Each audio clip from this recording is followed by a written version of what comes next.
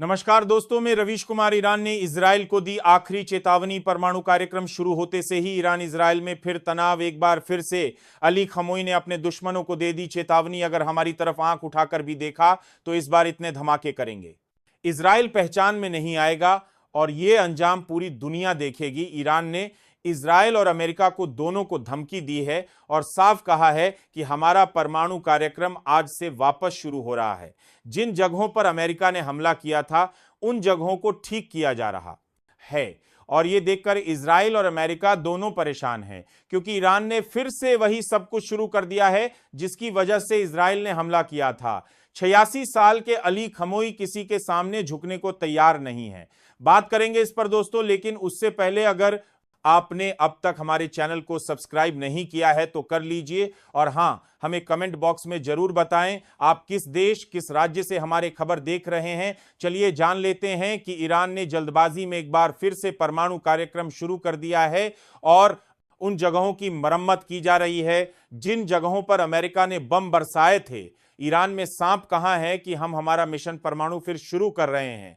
लेकिन अब की बार अगर दुश्मन में हमारे तरफ आंख उठाकर भी देखा तो इसका अंजाम अच्छा नहीं होगा। हमारे ऊपर जिनकी 2 लोगों ने हमला किया था उनको हम पहले ही सबक सीख चुके हैं, लेकिन एक बार फिर से हमारा परमाणु मिशन शुरू हो रहा है। लेकिन इस बार अगर दुश्मन ने हमला करने की गलती की तो याद रखना, पूरे इजराइल को बर्बाद कर देंगे। इतने धमाके करेंगे कि दुश्मन जान नहीं पाएगा कि यह बर्बादी कहां से हुई। हमने पहले भी कहा था कि हमारे रास्ते में जो आएगा हम उसके रास्ते लगा देंगे। उधर दूसरी तरफ इजराइल इस बात को लेकर परेशान है कि जब ईरान की मिसाइल ने हमारे देश का यह हाल किया तो अगर ईरान ने परमाणु बना लिया तो इसका अंजाम क्या होगा। सबसे ज्यादा खतरा इजराइल को ईरान से है और इस बात की शिकायत वह डोनाल्ड ट्रंप के पास लेकर पहुंच गया है। अंदर की खबर यह है कि ईरान की धमकी के बाद इजराइल की टेंशन बढ़ गई है। एक तरफ इजराइल अर्थव्यवस्था से जूझ रहा है क्योंकि ईरान के बाद भी एक हमले के बाद इजराइल की अर्थव्यवस्था चौपट हो गई है। इजराइल में हर तरफ तबाही तबाही का मंजर है। यह सब कुछ देखने के बाद बेंजामिन नेतन्याहू और अमेरिका बेशक परेशान है, क्योंकि अमेरिका का सबसे बड़ा जासूसाई AEA को ईरान ने बाहर का रास्ता दिखा दिया है और साफ कहा है कि अब हम IAEA के अंदर परमाणु मिशन नहीं करेंगे, क्योंकि यह हमारी खबरें अमेरिका और इजराइल तक पहुंचा रहा है। यह जासूस बनकर काम कर रहा है, इसीलिए ईरान अकेले ही परमाणु मिशन पर काम करेगा। उधर दूसरी तरफ डोनाल्ड ट्रंप को इजराइल का फोन पहुंच गया है और इजराइल का PM बेंजामिन नेतन्याहू अमेरिका से यह गुहार लगा रहा है कि किसी भी तरीके से इस परमाणु मिशन को रोका जाए। और दूसरी तरफ इजराइल को हमले झेलने पड़ रहे हैं। इजराइल के हमले में गांजा के कैफे के अंदर 72 लोगों की मौत हो गई है, जिसका बदला लेने के लिए यमन के हूती ने ताबड़तोड़ हमले शुरू कर दिए हैं। इजराइल के ऊपर यमन के हूती ने साफ कहा है वो इन 72 मौत का बदला लेगा। ईरान लगातार यमन की मदद कर रहा है। गाजा के ऊपर जो अत्याचार हो रहा है उसके लिए ईरान अपनी पूरी मदद दे रहा है। वहीं दूसरी तरफ ईरान ने उन सभी जगह को ठीक कर लिया है जिन जगहों पर अमेरिका ने बम फेंक थे। उन सभी को मोसाद का जासूस कहकर ईरान से बाहर निकाल दिया है, क्योंकि ईरान को यह शर्त है IAEA ही वह जासूस है जो लगातार अमेरिका और इजराइल को यहां की सारी जानकारियां दे रहा है। और यह सब कुछ देखने के बाद अली खमोई ने अपने दुश्मनों को चेतावनी दी है, हमारा परमाणु मिशन शुरू हो चुका है। हमें जो नुकसान हुआ था हमने वह भी ठीक कर लिया है, लेकिन जंग लड़ने को हम हमेशा तैयार हैं। जंग की शुरुआत हमारी तरफ से नहीं होगी, लेकिन अगर किसी ने ईरान पर हमला करने की कोशिश की तो इस बार अंजाम उससे भी बुरा होगा। इस बार दुश्मन सोच समझकर कदम कथा उठाए, क्योंकि अगर उसने बिना किसी वजह ईरान पर हमला किया तो ईरान के लोग चुप नहीं बैठेंगे, उनकी आवाज उठेगी। वहीं दूसरी तरफ इजराइल अमेरिका को फोन लगाकर बार बार इस बात की जानकारी दे रहा है कि अगर ईरान में परमाणु बना लिया तो वह दुनिया को बर्बाद कर देगा।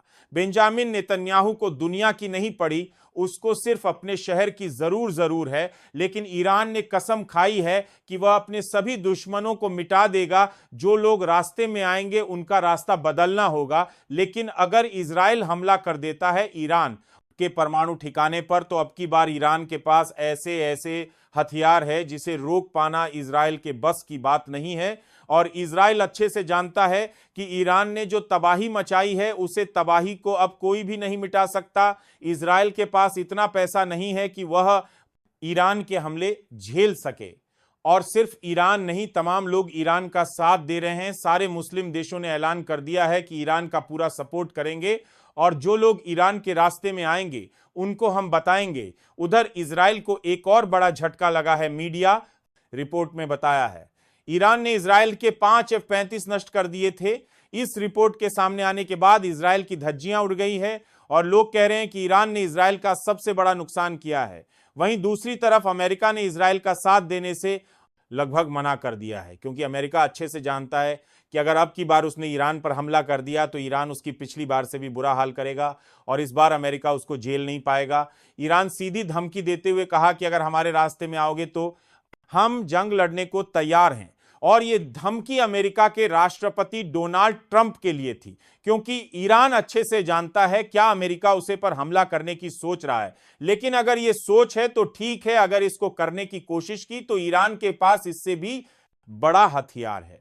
और अब की बार अमेरिका को बेइज्जत होने से कोई बचा नहीं सकेगा, क्योंकि ईरान के हमले पा रहा है, ना अमेरिका झेल पा रहा है, ना इजराइल, दोनों ही पूरी तरह फंस चुके हैं। अब अगर ईरान के रास्ते में आएंगे तो हमले सहाना पड़ेंगे। वैसे भी इजराइल का बहुत नुकसान हो चुका है और इजराइल अब गाजा के मासूम लोगों के ऊपर अत्याचार कर रहा है।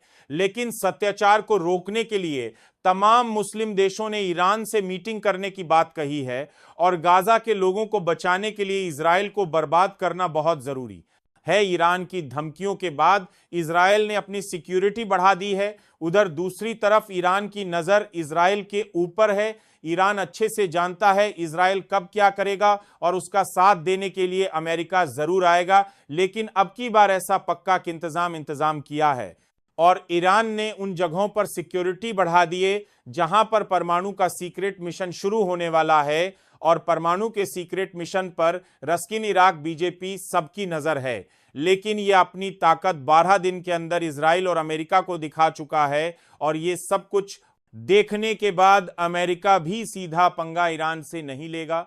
फिलहाल हमें कमेंट बॉक्स में जरूर बताएं।